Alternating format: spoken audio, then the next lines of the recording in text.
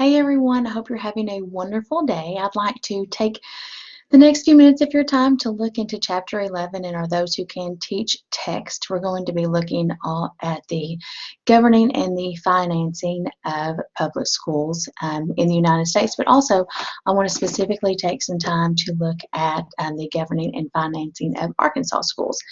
So we're going to stay out of our text for just a couple of minutes because I want to look at a couple of resources that I have provided for you in your course shell for this week. So give me just a minute so I can share my screen, and then we can all be on the same page. Okay, so in our week 11 lesson module for Chapter 11, I've given you a few resources. The first one that I would like to look at is this one for the Dover School District Exit Plan. So, what is an exit plan? An exit plan stands for the Arkansas Consolidated School Improvement Plan. So again, that's Arkansas Consolidated School Improvement Plan. Every state in the United States that receives federal money for education, so everybody, has some type of improvement plan that's a requirement for you to get the majority of your federal funds. When we think about improvement plans, they can be called all different types of things, but again, in Arkansas, we call ours the exit plan. Exit plans came to be several years ago, but they have really grown as far as importance in receiving federal funds and as far as school improvement and accountability. So when you look at an exit plan, you're always going to have, what are we going to do? Who's in charge, and what are our steps that we're going to achieve what we want to do, or our goal. Each school in Arkansas is going to have a district level plan, but they are also going to have building specific plans. So for instance, when we look at, I'm going to go back to, let's go back to Dover. I'm going to go ahead and open this.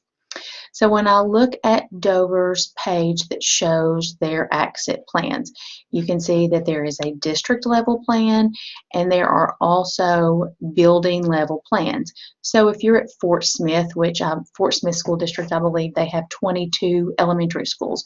Well, each one of their elementary schools is going to have a plan. I'm going to go ahead and open up their elementary plan and let's take a peek at it. You can see at the top they have their mission statement. When you look at strategic change, you always start with the mission statement, and all decisions that you make, you want to look back at that mission statement and say, okay, are we in line with our mission statement? Mission statements can definitely change as the needs change and the data shows areas for improvement. But we always, once it's in place, we have to go back to that mission statement to make instructional and strategic decisions until that mission statement is changed, and then we go back to that one. So you can see here that the Dover Elementary School, they had two goals, and they're very lofty goals. The first one is that 90% of students engaged in grades 3 and 4 will show readiness on the 2017 and the 2018 ACT Aspire test in all content areas. Again, a lofty goal. Secondly, 90% of students in grades K2 will show proficiency on the 17-18 Renaissance 360 test in reading and math. And so those were the tests that we were looking at for accountability during the 17-18 year. So as I said, we're going to start with what are we going to do. So here are the two goals that we have set. And then the next few pages of the exit plan are going to take step by step, what are we going to do as an elementary school to reach these goals, and who is in charge. You can see over here Ryan Staggs was in charge of these particular steps, and then we have a target date for these things to be implemented. Okay, so here is an example of something that we are going to do to help students reach this 90% goal on ACT Aspire test and the Renaissance 360. So here we go. Classroom observations. Walkthroughs are being done during team meeting times. Specific focus is on student engagement, utilizing the 3C rubric for engagement from EdReflect. Evidence is being collected during walkthroughs and constructive feedback is being provided to teachers. As we progress through the year, other areas from domains 2 and 3 will be areas of focus. So what we're looking at here, guys, is we are going to be doing classroom observations that your administrator can give feedback for the teacher on, hey, here's what I'm seeing that you're doing really well in your classroom, and here's what's going on in your classroom that could maybe really use some work, because we're all driving towards that goal of 90% proficiency for our kids' grades K through 4 on the standardized test that they will be taking. So that is your ACCET plan, and as a future teacher, you will all have some type of role in your ACCET plan. You may be the person that's in charge listed on your ACCET plan, or you may be someone that is just involved in those steps. Obviously, you know, school-wide change is all hands on deck, and so everyone is going to be involved with that ACCET plan. So another thing that I would like to look at is a financial report. As part of this class, you're visiting school board meetings, the regularly scheduled sessions of the school board meetings. So something that you should be seeing at each of these meetings is a monthly financial report. Let me go back to sharing my screen, and I've given you a link to the South Conway County, so this is the Marlton School District, the April 17 financial report. And let's take a look at this. This is just really very much a snapshot. All school districts are going to have a bookkeeping department. Oftentimes they will have, a CPA on hand that's either completely employed by the school district, or some type of accountant that maybe they, depending on the size of the school district, that maybe they reference for specific functions. This, along with the ACCET plan, the financial report, does have to be posted on the school's webpage as part of legislation. Basically, it's your Freedom of Information Act. It's called something different, but that's really what we're looking at there. So you can see here we have this broken down into teacher salary, operating, building, debt service, federal programs, activity accounts, child nutrition. Just a little bit of insight here. Your teacher salary, when a teacher is paid a salary, this is not just what they take home in their paycheck. This is also going to include benefits. So if the school is paying any insurance or retirement funds, and they are, if you're in a public school, then you are going to be offered benefits. Retirement is going to be mandatory in Arkansas. So that is all part of that expense that the school board has to take in.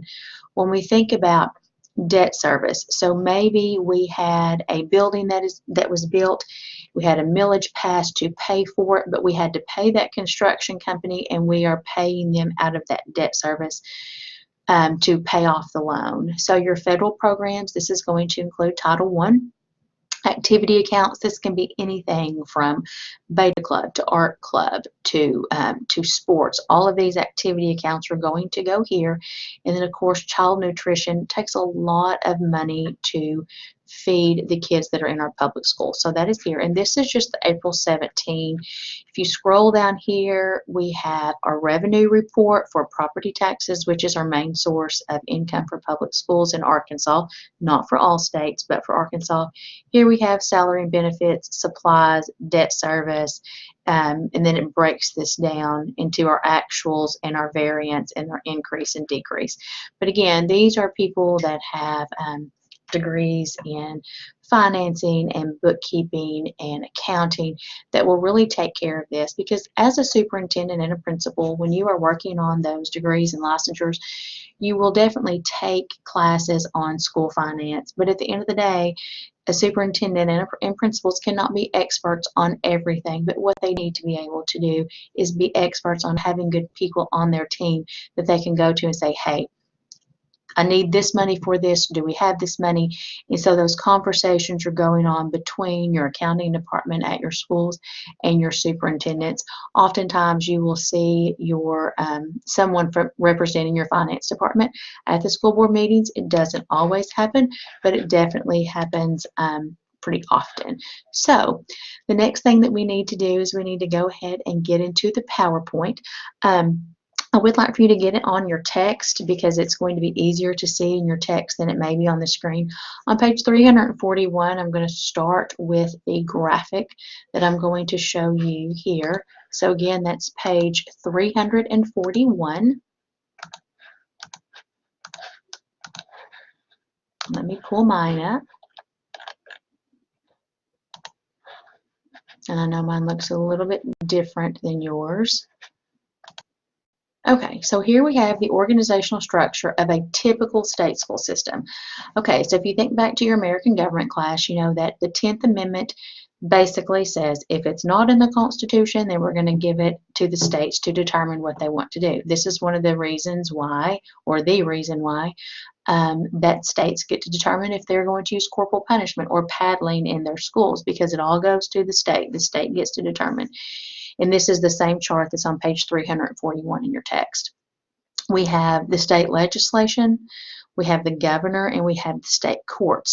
All of the governors of all of the 50 states are on a council together, and one of the things that they do is they determine decisions about education. What is our state going to do about education? Okay, here next we have in the green our State Board of Education. The State Board of Education is appointed in Arkansas by our governor. Of course, there are several things the governor doesn't just randomly pick. There are several things that go into this appointment for the State Board of Education, and they have terms that last a few years. And then we have the state superintendent or chief state school officer. In Arkansas, we call that person the Commissioner of Education. Then next we have the State Department of Education. In Arkansas, it's just called the Arkansas Department of Education. Different states call those departments different things. It may be the State Department of Teaching and Learning. It really just depends on what name that state has given that entity or that department. If you want to move your teaching license to another state, that's who you will need to contact. Then you have your local school districts that are, the board members are voted on by the constituents of that area. Then you have your local superintendents that are hired and appointed by your local school board. And then you have your local school principals, the teachers, and the students. I know if you think about this, the teachers and the students are the bottom of the bottom of the system, and yes, I realize that can be very disheartening, but it goes a long way to know for whom you are voting and to know the stances that they have for educational issues. So really pay attention to who you're voting for in these upcoming elections. All right, we've got some influences on public education. There are a lot of them. You've got your professional education organization. The NEA is the National Education Association. It's the biggest one. They will influence politics. They use a lot of member dues to lobby, and promote certain politicians and bills, and they will visit with people on subcommittees, and they will pay for ads on television and literature. Then you also have the American Federation of Teachers, the AFT. They are really focused in your more urban areas. I know that they're very active in areas like Kansas City, Los Angeles, Chicago. Then, of course, you have your parents, not necessarily PTAs and PTOs, but I know with Common Core a few years ago, I saw groups of parents on social media. They were paying for ads on television. They were promoting literature. They were visiting with school board members and politicians, trying to make sure that, that Common Core went to the wayside. You have businesses. Of course, we need to know what businesses want from their future employees so we know what to teach students, but also money definitely talks if you're looking at maybe purchasing a building or a football field. Also, your federal government. Of course, you have courts. We've looked in Chapter 8 at how some of these court cases that have to do with school districts like Brown versus the Board of Education Topeka, Kalamazoo, Tinker versus Des Moines School District, these go to the federal courts. Okay, let's look at the comparison of U.S. educational spending. This is also in your text, but this one's pretty easy to see here. So the United States does spend 3.7% of its gross domestic product on public elementary and secondary education. You can see, take that 3.7% and compare it to other countries. Iceland spends quite a bit more than we do. Germany spends a little less than we do. If you look, the Slovak Republic spends quite a bit less than we do. All right, some school finance and reform from the courts. We have Serrano versus Priest, the Rodriguez case. What we're really looking at is how schools are financed. In Arkansas, when Mike Huckabee was our governor, we had the Lakeside School District versus Mike Huckabee, and it was really just versus him because he was the governor and he was the representative of the state at that time. And it all talked about personal property taxes. Do they go just where they were taken from, or should they be shared across the state? Because of that court case, that's where we saw a lot of the consolidation and annexing of schools a few years ago. So for instance, Allred School District was closed down and they were actually annexed, and now all of those students go to Clinton Public Schools. Some schools were consolidated. Categorical grants, this is money that has to be spent for certain purposes. So this is where you have your budget analysts and accountants that work in school districts to make sure this is where the government says we have to spend the money. We better make sure we stick to that. A few years ago, I worked for a school district that they got some money from the state, and it was for teacher salary. So teachers got a bonus. Classified staff did not. It caused a lot of hard feelings. Thankfully, the superintendent was able to find some other money that was more open and not categorical, so that he was able to give a bonus to our classified staff. So your paraprofessionals, your administrative specialists, cafeteria workers, very much appreciated by them. All right, compensatory education. So for children that are high poverty areas, they're at risk of educational failure. Poverty definitely plays a role in perceived success on how far that a student would be able to get. So when we had ESEA back when Lyndon B. Johnson was the president, and then that was reauthorized with George W. Bush and became No Child Left Behind, and now it is ESSA, and that reauthorization happened in 2015 under the Barack Obama administration. So this is all about school funding, and if you want it, you have to show accountability. One of the big things to do that exit plan that we talked about at the very beginning of this PowerPoint, that school improvement plan, basically if we're going to keep giving you money, you're going to have to show us that you are using data and you're trying to continuously improve your school. Preventative programs, Head Start is a federally funded preschool that is for economically disadvantaged students, and at least 10% of the populations there have to have disability services. Also for intervention and for early intervention does seem to be the most successful.